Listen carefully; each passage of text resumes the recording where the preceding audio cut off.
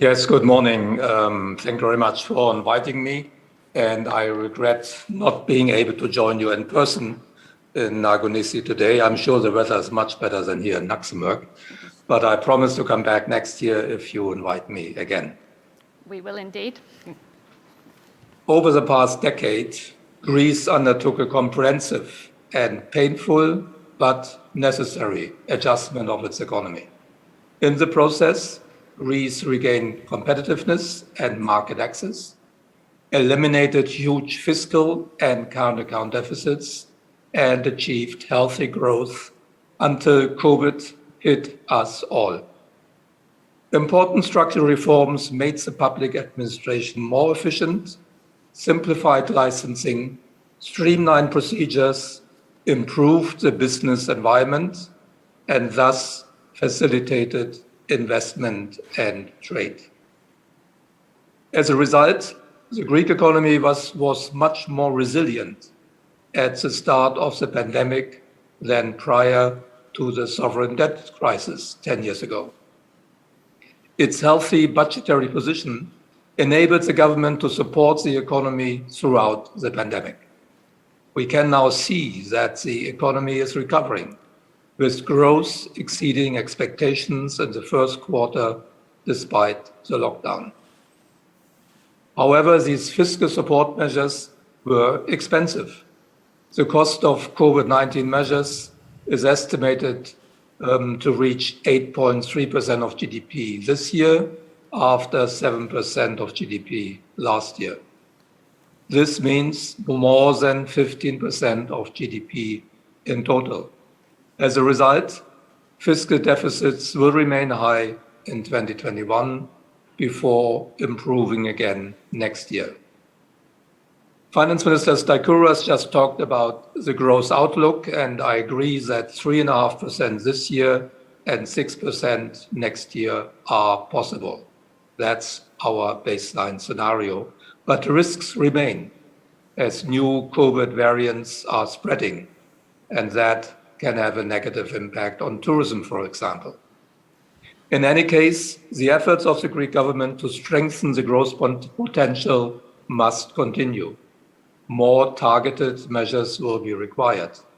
The focus should be on supporting employment and corporate investment. Greece will benefit from 31 billion euros in grants and loans via the EU's Recovery and Resilience Facility, the RRF. Commissioner Dalli talked about that on the last panel. The government has submitted a plan to use this money to address many of the structural weaknesses of the Greek economy. It is a very good plan. Congratulations to Christos and to your government for taking such a sweeping, ambitious approach. However, we should not forget some persistent constraints to growth potential in Greece, which are critical, namely the management of state-owned enterprises, the capacity of the banking sector to provide credit to the economy, the level of non-wage costs, and labor market rigidities. Not all of these reforms are included in the plan. There are also some open questions surrounding the implementation of the plan.